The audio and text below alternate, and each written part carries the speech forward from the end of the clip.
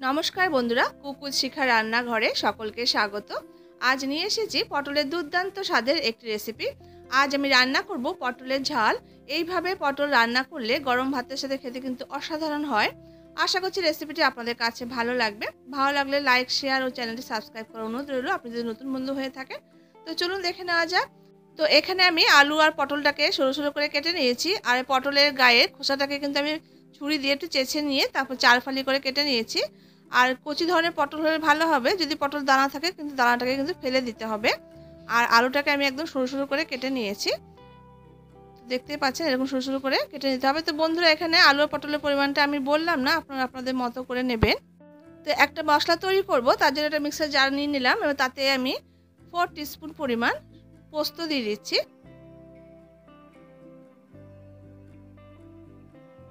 4 teaspoon আমি পোস্ত দিয়ে দিলাম। আর এখানে 1 টিস্পুন পরিমাণ কালো সর্ষে দিয়েছি। তো বন্ধুরা, আপনাদের কাছে যদি সাদা সর্ষে থাকে সেই সাদা সর্ষে দিয়ে কিন্তু করতে পারেন। এবার শুকনো অবস্থায় এটাকে দেখুন একটু গুঁড়ো করে নিয়েছি। এরপর এর সাথে আমি 5টা কাঁচা লঙ্কা দিয়েছি। আর এখানে সামান্য একটু লবণ দিয়েছি। পোস্তটা সর্ষেটা যদি লবণ দিয়ে একটু পেস্ট করা হয় তাহলে কিন্তু তেতো হবে না।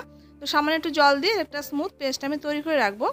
এরপর রান্নাতে চলে যাব। তো গ্যাসের উপর একটা কড়াইতে সামান্য সরষের তেল দিয়ে তেলটা গরম করে নিয়ে আলু আর পটলটাকে ছেড়ে দিলাম। এবার সামান্য একটু লবণ আর হলুদ দিয়ে আলু আর পটলটাকে একটু ভেজে নেব।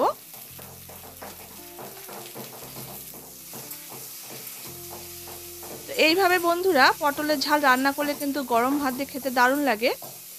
অবশ্যই কিন্তু এইভাবে একবার ট্রাই করে দেখবেন। আর আপনাদের কেমন লাগলো তো কমেন্ট করে অবশ্যই জানাবেন। তো দেখুন আলু পটলটা মিনিট 3-4 সময় ধরে খুব ভালো করে দেখুন আমি ভেজে নিয়েছি। হালকা হালকা কিন্তু লালচে কালার ধরে এসেছে। এবার আলু আর পটলটাকে আমি নামিয়ে নেব। দেখুন এইভাবে করে হালকা হালকা কালার চলে এসেছে। এবার আমি এটাকে নামিয়ে রাখছি।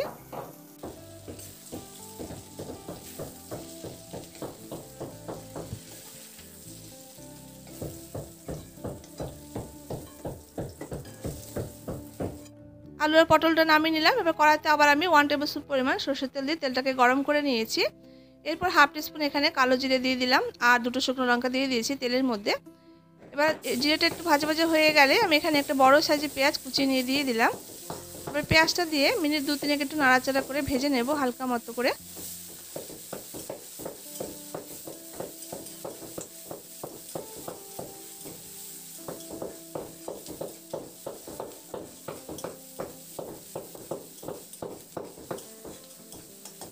মিনিট 2 মতো নাড়াচাড়া করে দেখুন হালকা মতো করে একটু ভেজে নিয়েছি পেঁয়াজটাকে।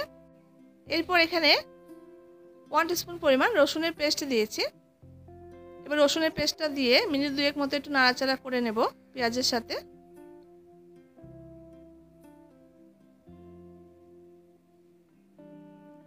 পেঁয়াজের সঙ্গে রসুনটা দিয়ে মিনিট 2 নাড়াচাড়া করে নেওয়ার পর এখানে আমি 2টো টমেটোকে এইভাবে ফালি ফালি করে দিয়ে দিলাম। এবার টমেটোটা দিয়ে একটু নাড়াচাড়া করে নেব। টমেটোটা দিয়ে একটু নাড়াচাড়া করে নেওয়ার পর এখানে আমি এবার গুঁড়ো মশলাগুলো অ্যাড করে দেবো। তো আমি এখানে টেস্ট হিসাবে লবণটা দিয়ে দিয়েছি, হাফ টিস্পুন এখানে হলুদের গুঁড়ো দিয়েছি আর 1 টিস্পুন এখানে কাশ্মীরি লঙ্কা গুঁড়ো দিয়েছি। যেহেতু আমি ঝালের জন্য কাঁচা লঙ্কা পেস্ট করে দিয়েছি তাই কালারটা যাতে আসে তাই জন্য কাশ্মীরি লঙ্কা গুঁড়ো এখানে অ্যাড করেছি সামান্য 1 টিস্পুন পরিমাণ। এরপর সামান্য একটু জল দিয়ে দেবো যাতে মশলাটা কষাতে সুবিধা হয়। তো সামান্য একটু পরিমাণ আমি একটু জল এখানে অ্যাড করেছি। এবার মশলাটা একটু নাড়াচাড়া করে নেব।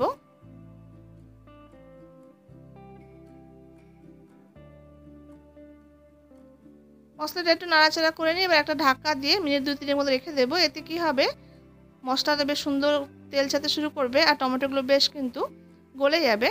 তো মিনিট 3 পর ঢাকাটা খুলে নিলাম। দেখুন টমেটোগুলো বেশ সুন্দর কিন্তু নরম হয়ে গেছে আর চারদিক থেকে দেখুন তেল ভেসে উঠেছে। এরপর একটু মশলাটাকে মিনিট 2 মতো একটু নাড়াচাড়া করে নিলাম। এরপর আমি যে সর্ষে আর পোস্ত পেস্টটা তৈরি করে রেখেছিলাম সেই সর্ষে পোস্ত পেস্টটা দিয়ে দিলাম।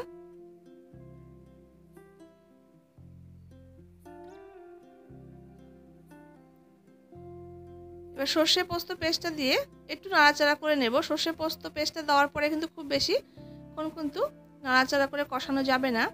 তো মিনিট 2 মতো আমি এটা নাড়াচাড়া করে নিলাম। এরপর আমি এখানে ভেজে রাখা আলু আর পটলটা দিয়ে দিয়েছি।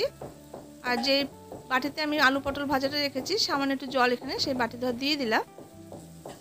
এবার মশলার সঙ্গে আলু আর পটলটাকে মিনিট 2 মতো একটু নাড়াচাড়া করে নেব।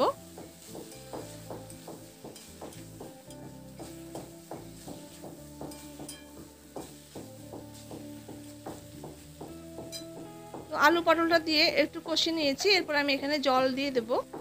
তো এটা একটু মাখা মাখা ধরনের হবে, তো জলটা কিন্তু খুব বেশি পরিমাণ দেওয়ার দরকার নেই, যাতে আলুটা আর পটলটা খুব ভালো মতো করে সেদ্ধ হয়ে যায় সেরকম মতো করে দিতে হবে। তো এখানে আমি আবার একটু সামান্য জল এখানে অ্যাড করে দিলাম। তো দেখুন খুব বেশি কিন্তু জল দেইনি, আলু আর পটলটা যাতে খুব ভালো করে সেদ্ধ হয়ে যায় সেই পরিমাণ বুঝেই কিন্তু আমি জলটা দিয়েছি। এরপর এখানে হাফ টিস্পুন পরিমাণ একটু চিনি অ্যাড করে দেবো টেস্টটা ব্যালেন্স করার জন্য। এবার মিনিট 2 মতো এটাকে একটু ফুটিয়ে নিয়ে ঢাকা দিয়ে এটাকে রান্না করে নেব। চিনিটা দিয়ে একটু নাড়াচাড়া করে দিলাম, এবার একটা ঢাকা দিয়ে মিনিট 7-8 মতো লো ফ্লেম করে একটু রান্না করে নেব। মিনিট 8 পর এবার আমি ঢাকাটা খুলে দেখে নেব। তো দেখুন ভিতরে গ্রেভিটা কিন্তু অনেকটাই শুকিয়ে গেছে। এবার আমি দেখে নিচ্ছি, দেখুন আলুগুলো কিন্তু খুব সুন্দর করে সেদ্ধ হয়ে গেছে, আর রান্নাটা কিন্তু আমার একদম শেষ পর্যায়ে। এরপর উপর থেকে একটু কাঁচা সর্ষের তেল ছড়িয়ে দিয়ে নামিয়ে নেব। যেহেতু সর্ষে পোস্ত পেস্ট দিয়েছি, নামানোর আগে একটু কাঁচা সর্ষের তেল ছড়িয়ে দিয়ে নামালে কিন্তু খেতে ভালো লাগবে। তো তেলটা কাঁচা সর্ষের তেলটা ছড়িয়ে দিয়ে আমি একটা ঢাকা দিয়ে রাখলাম 2 মিনিট মতো, যাতে কাঁচা সর্ষের তেলের ফ্লেভারটা পুরো তরকারির মধ্যে ছড়িয়ে যায়। মিনিট 2 পর একটু নাড়াচাড়া করে দেখুন রান্নাটা আমার কিন্তু একদম কমপ্লিট। আর দেখুন কতটা সুন্দর দেখতে হয়েছে, খেতে কিন্তু ততটাই টেস্টি। তো এইভাবে অবশ্যই কিন্তু একবার ট্রাই করার অনুরোধ রইল, আশা করছি আপনাদেরও ভালো লাগবে। তো রান্নাটা আমার হয়ে গেছে, এবার আমি এটাকে একটা বাটিতে সার্ভ করে নিয়েছি। তো বন্ধুরা, পটলের ঝালের রেসিপিটা আপনাদের কাছে কেমন লাগলো তা অবশ্যই কমেন্ট করে জানাবেন। যদি ভালো লাগে তবে অবশ্যই লাইক করবেন, শেয়ার করবেন। দেখা হচ্ছে পরবর্তী রেসিপির সঙ্গে, ততক্ষণের জন্য আপনারা সবাই খুব ভালো থাকবেন, সুস্থ থাকবেন।